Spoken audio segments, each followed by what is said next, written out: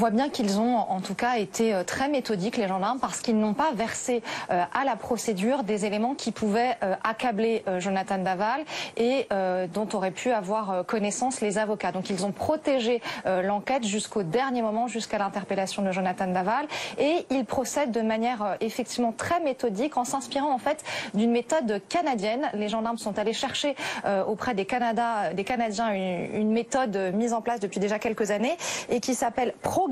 Le principe, c'est de mettre en confiance le suspect le plus possible. Donc il commence par des questions tout à fait anodines sur sa famille, sur sa vie, sur ses passions, sur son travail. Et puis dans un deuxième temps, il lui demande de raconter sa propre version des faits en lui demandant progressivement le plus de détails possible.